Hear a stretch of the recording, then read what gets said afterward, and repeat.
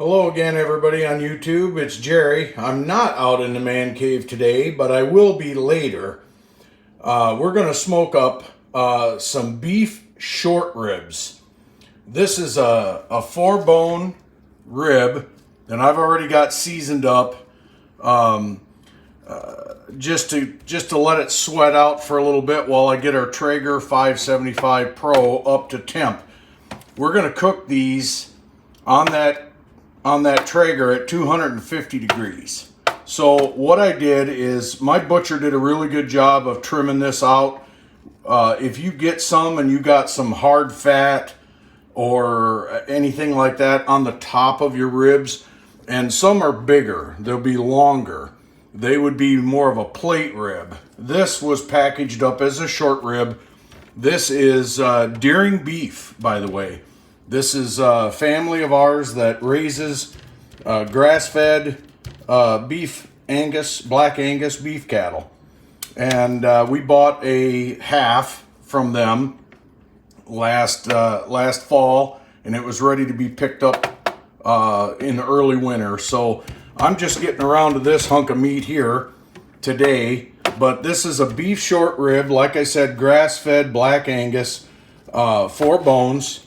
And what you want to do first when you get this out of the package after you've trimmed it, if it needs it, if your butcher's done a good job of removing all of that hard fat and that silver skin, then you won't need to do anything with it except for get it in the seasoning.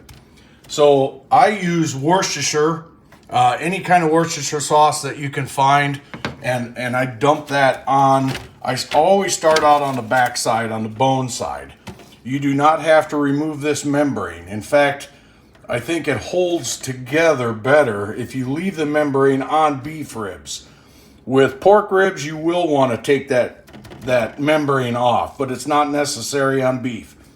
Dump a little of that Worcestershire on there, smear it in, and then I always start out with coarse ground black pepper, and I sprinkle that on. Not real heavy, just a good little coating of it. And then I add kosher salt.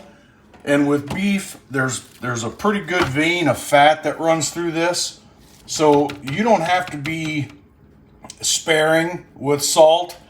It can actually take a little extra salt than what you would normally think. So after I get the salt on there, I add granulated garlic. And normally that's where I stop when I do a brisket. It's just kind of what I've been told anyways. Traditional Texas brisket, Texas beef is salt, pepper, garlic. And sometimes they don't even do the garlic powder or the granulated garlic.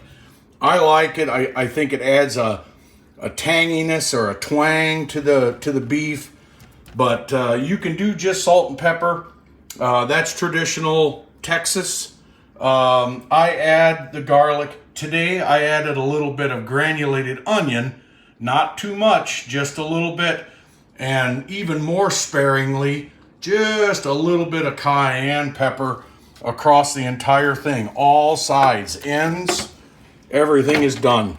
And then once I get it to this point, I seasoned it in this foil pan so I didn't have a bunch of wasted spices all over the countertop. The missus wouldn't like that. So season it in here. I'm going to set this aside. I'm going to go out and get the Traeger fired up. 250 degrees, as I said. And this rib, I'm going to let it roll with a water pan in there. Using B&B Championship pellets. That's your post oak, cherry, and I believe it's pecan. And I'm going to let it roll for at least 4 to 5 hours before I do anything else with it.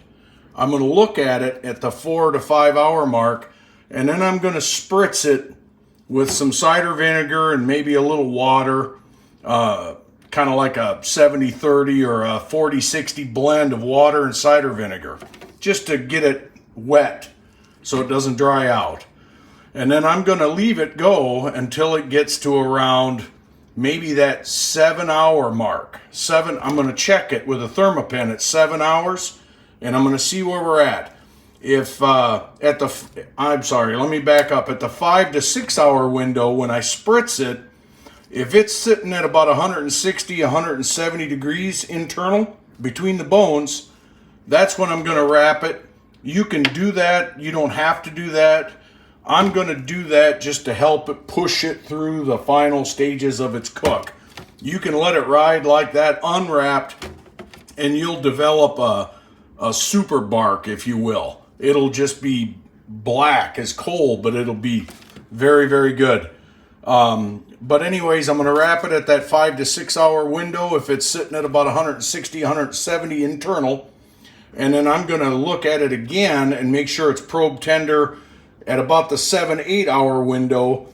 What we're looking for is a finish temp of these ribs is somewhere between 205 to 210 degrees internal.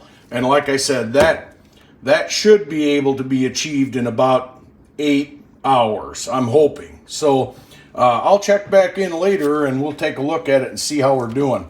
So anyways, yeah, we'll get back with you here after a bit. We'll see you then.